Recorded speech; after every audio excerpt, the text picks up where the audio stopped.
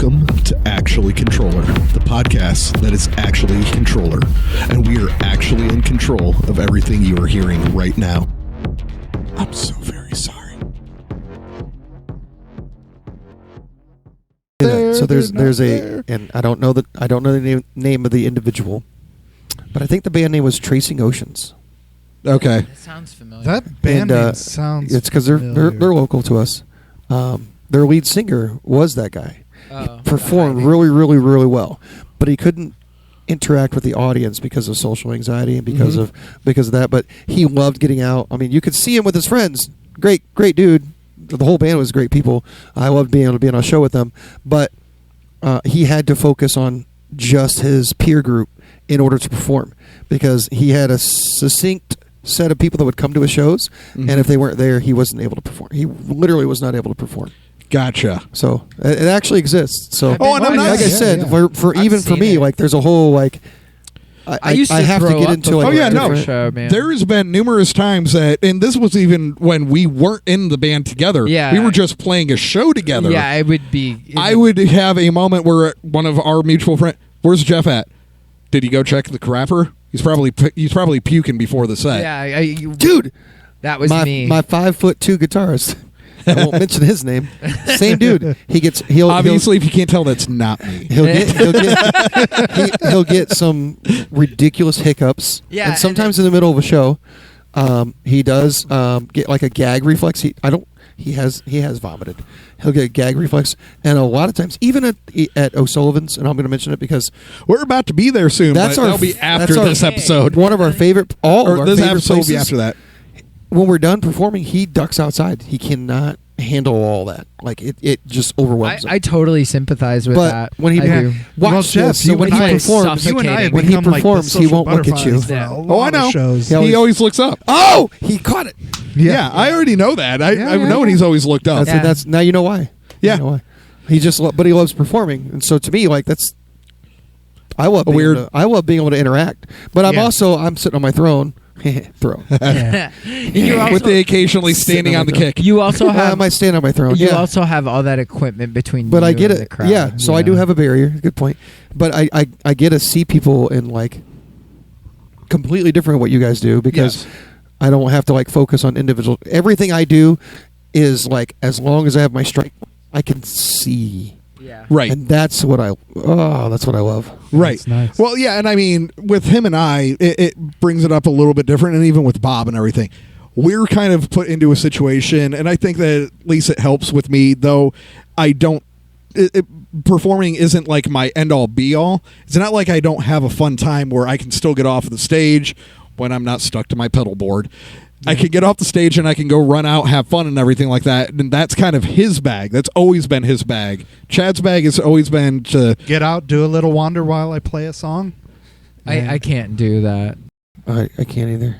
I got to get you a keytar. I don't really want a guitar. Yeah, we've been down this road before. I know. Well, and then on top of that, I can't do... with the keytar. I can't do as much with the guitar as I can with the keyboard. But that's also why I get on my drums.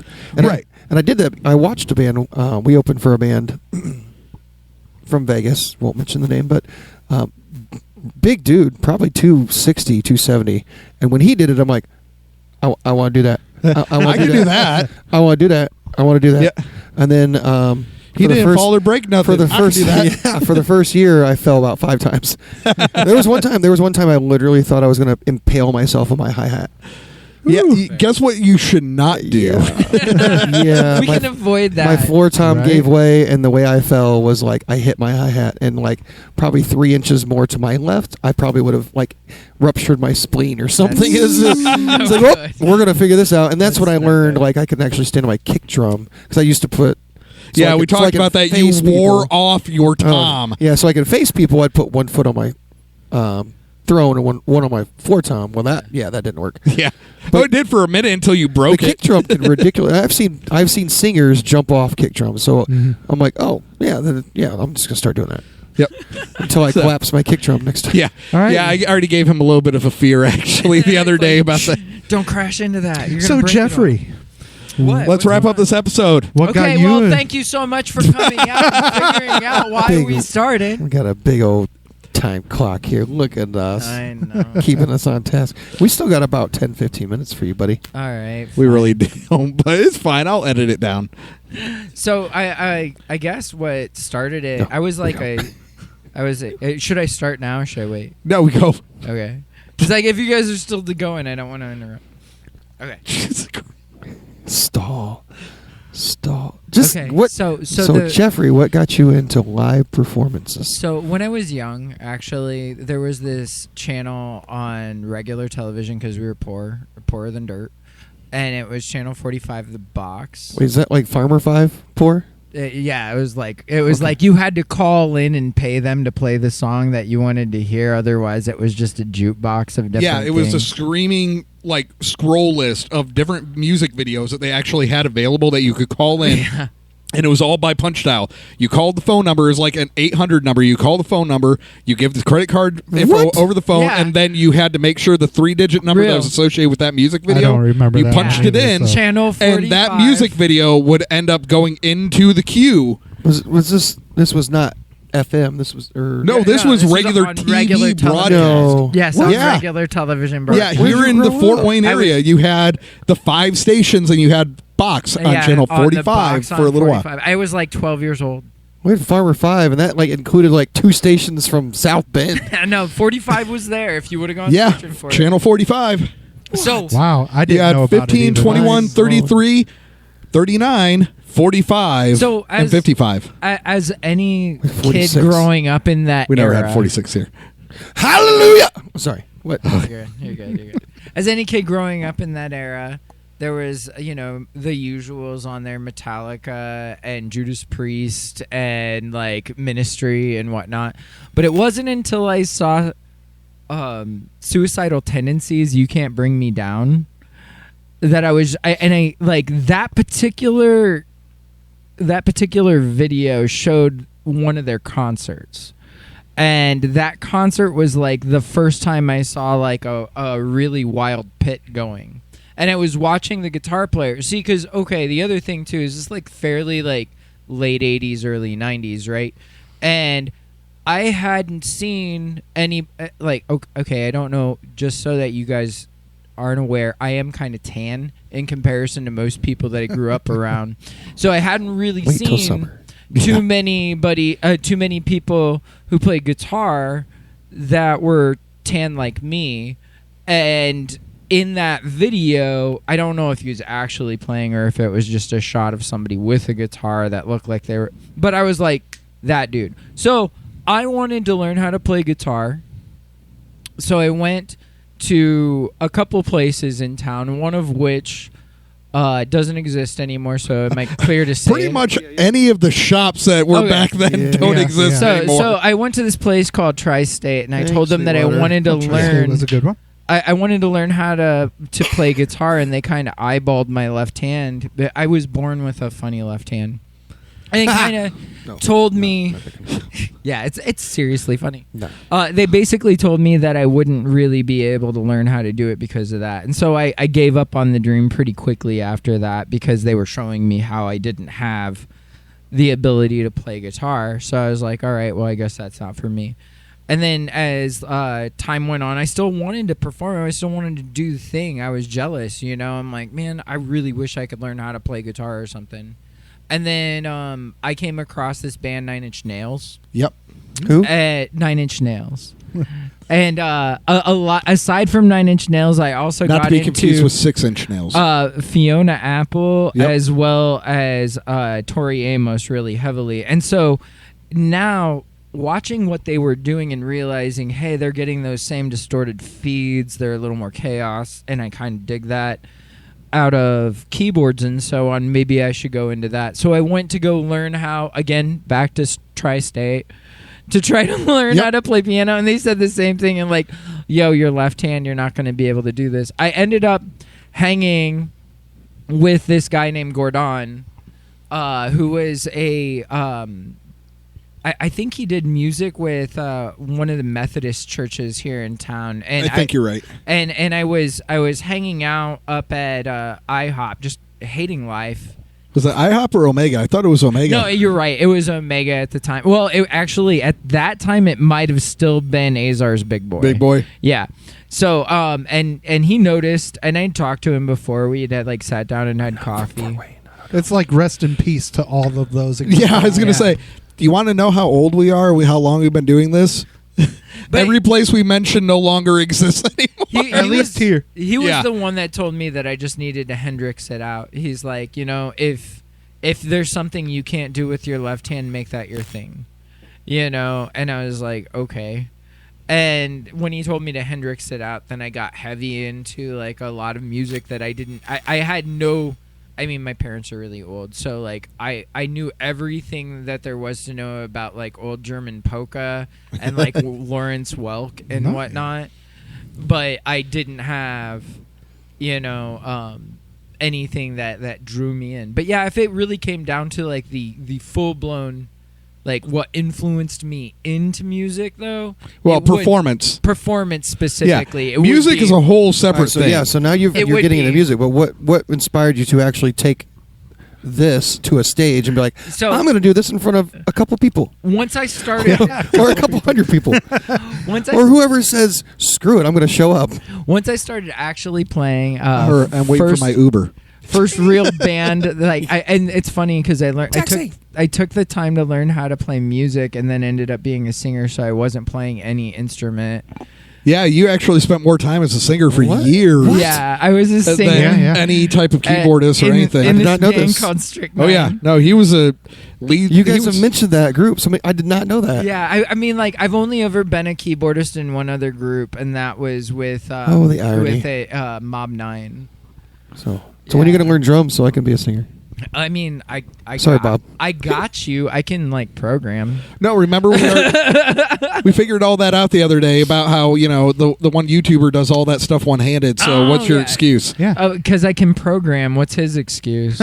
He don't got a computer. It's like the year 2023. What are you doing in the like archaic age? You slum. As he sits next to the I mean, that's fine. Drummer. Like, look, the guy that plays drums for real. That's all this is a skill that he's harvested over time. What's that dude's excuse? Anyway, I love you. By the way, I'm not saying that outright. Harvested. Just saying. Well, we just got. You said you lived in the country. He played drums at the cornfield, so he harvested his skills.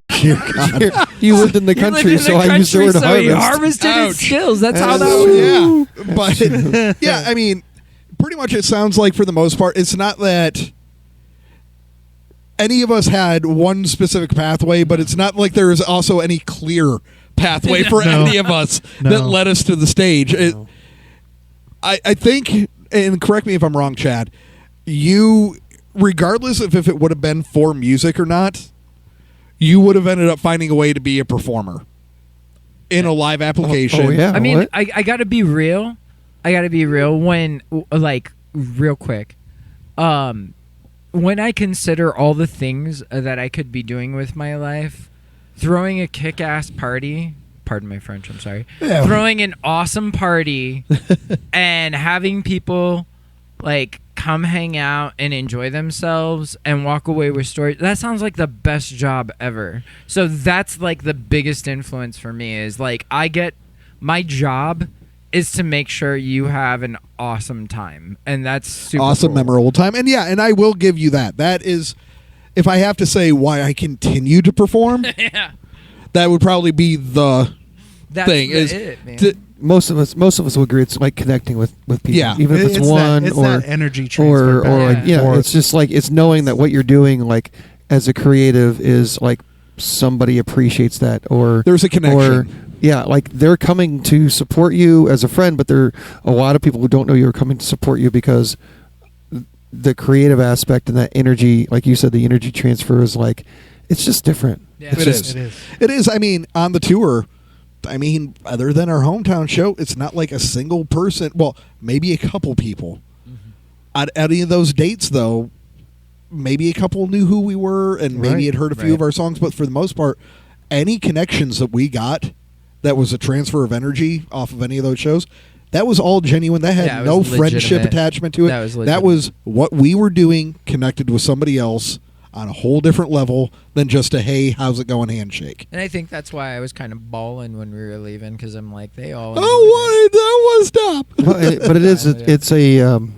It's like a fulfillment. Like it really is. They talk about like the show come down. It's like being a weekend warrior. Like when Sunday, Monday rolls around, and you're just like, oh, now what? Like you're back to your life. You're back to your 9 to 5. It's real weird too when you have those moments where it's like the night was so good you feel like you're standing on top of the world, and then the very next day it's like, how do I fit back into this? The very next day, crap! I forgot I need to pay the gas bill. How do you fit back into the skin that you once lived in? And it's like you're just jonesing for that next moment. You know? It becomes it does become addiction. It does like, and again, that's for me personally. That's why I'm in 5 bands. It's not because he's constantly chasing. How do you the high. do it? Why do you?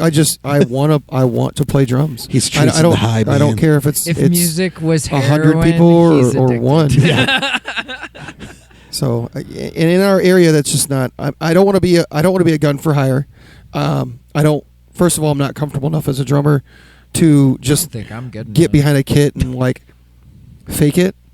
No. Right. I like to be prepared. I like to know what's happening, but you agree he's not good enough? Is that what you're saying? No. I would. The mentality. Really, Chad? Man, wow. Way to be a good jerk. God, no, you're not. No, like, I'll tell you, even he's trying to start smack. No, even this. No, I'm agreeing with him. Like it's the mentality of getting into that. It's like I could see with where you. I can't jam. I cannot sit behind a drum set and just like flow, and I don't know if it's. I would say I joke about ADHD. Pretty damn good. I don't know about that. I've flowed along, but I can't just sit back there and do it. Like we spent almost 2 hours. Mm-hmm. We literally spent 45 minutes so I can come up with a drum fill for 30 seconds. 30 seconds of music. I can't just sit back there and be like, let's go, and just go. Like I gotta there's a lot of method to what I do. Okay, for real, there are very few people that can outright do that successfully good more than 16 measures. After 16 measures, there's this natural want to break. I just get nervous. And it's hard to performance decide. anxiety. I do. I do. For me as a drummer, it's more like at the very basic level of what I do. I gotta keep time. Right. Well, I can't just start jamming and just because there's a lot. You've seen the aha moments where I'm keeping time. Oh, I know. Let's do this. Yep. And then I get excited. And it's let's work on this for another 25 minutes because my hands aren't doing what I want them to do. And that's the thing with jamming. I can't. But the beautiful part is, at least with this project, you can't attest to the other ones. This one though, we give room for those moments in the writing. Well, I mean, like I said, 2 hours to we didn't technically even finish the song because it's okay. You're trusting me to come up with more parts for next week, and that's fine. Because the ending to me, the ending. Oh, yeah. It's close. Sweet. Yeah. He's so close, and he's just not happy with it. Can we just say we're going to show you the way eventually when we're actually getting this out? Because the tour in September is actually going to be in promotion of the EP that song is on. Whee! So buy all our stuff. Yeah. So we got a timeline. Let's see. Studio in May. Yeah, we will be in the studio in May to record the material for 3 of the 4 EPs, because by then one of them will be out to you. And the other 3 will be getting recorded at that point, and all of the post work that's tedious and not fun to watch or have to sit there and do because it just takes forever, but it's what has to happen to make everything sound all pretty for you. So stick around, because all this new stuff we're actually talking about performing, we're going to perform. And, yes. And our last show, we did perform 4 new ones. Yes. Yes. If you want to count Clarity, because it's my drumming. And that is another song that will be on the EP that we will be touring in September. Now. Yeah, which is out now. That is technically the first single off of the EP. Clarity as a single. That's me trying to be a Contrøller drummer. It's not trying. You did fabulous. Guess what? You overachieved, and now you're stuck for the next 2 years. I really can. I cannot wait to hear what people think of Control Yourself, because that pushed all of you all. That pushed. Oh, I'm so proud of that one. Just because I know how challenging it was for all of us. Yeah, that was definitely a not fully outside of the realm of Contrøller, but it was things that Contrøller has done It's a bit in heavier. sparse little bits here and there. It's a bit. in other That's songs. why we perform. Yeah. That's why we perform. So, yeah, either way, it was one of those.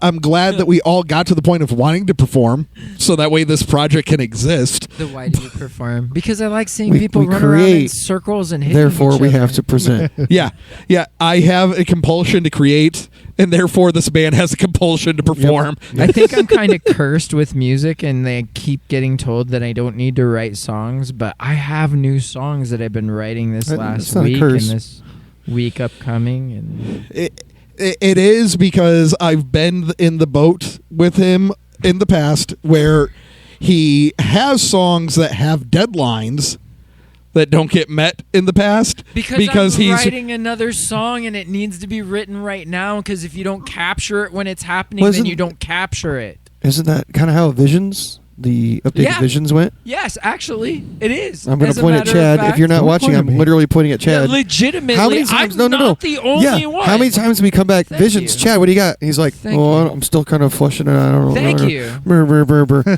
right, next Wait, week, there Chad. we How's go. Visions coming? Well, I kind of got this I kind of riff. rewrote. How many different versions? Even See for this? me, Uh, See how many this? different He's versions? vouching For for Visions my 3, side. there Yeah. was probably 2 or 3 at 5 least. See how different. Oh, Do you see how Steve's stressed right now? It's because Chris is vouching for my position no, it right happens. now.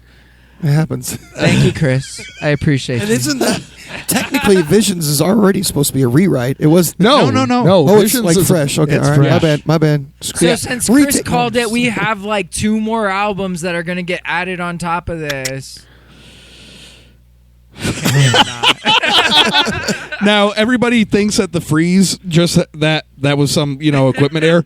No, that was a full sheer panic that just set in there. I will really remind do you, have I- enough songs to do that. But though. I am in 5 bands, and that's Yeah. We could be in like 12 more. oh my god. So, yeah, this episode has ran way too long. That clock didn't do its job. No. Yeah. What are you doing, clock? Man, Yeah. we're disappointed. But- so this episode was brought to you by the number 5. Oh, we're going back to all that. That Sip of hasn't cream. happened since like episode 2. Oh, Sip of right. Yeah. cream. Yeah. Yeah, okay. my bad. But yeah, the hope is that you enjoy when we perform. I was trying to wrap it up a few minutes Yeah. ago, by the way. That's Yeah, why yeah, I I know. coming back to the whole But yeah, the we hope is that- create, yeah. therefore we perform. But Oh yeah. But hopefully you enjoy the performance, because if that's not enjoyable, we're really just kind of dropping the ball on this whole thing. Sorry. to watch me monkey on my drums, He has tons of tricks he does. I bounce around a lot, and dude. I punch my keyboard a lot. And I try when I'm not stuck to my pedal board or my microphone. I accidentally smacked the vocalist with the headstock of my bass on the last one. Come watch Chad give Bob a black eye sometime. Look, you know. But to be fair, like when you're in it, you have this space on stage. If he comes walking into your space, it's Armageddon, man. Like Truly. we're going down. Like we're throwing down. It's like punches, you Yep. know. Well, you get in that Well- moment. You get in that zen. Yep. Yeah. Well, we just had a camera go on us. That's a cue. That's We're a cue. done. Love you I guys. don't know which one. Thank you so Bye. much. Goodbye. Bye. Thank you for listening to Actually Contrøller. If you liked what you heard, please consider following us on all our socials. You can easily find us on all the different platforms by going to linktree/Contrøller33 or scan the QR code if you are watching the video version of this episode. Thank you.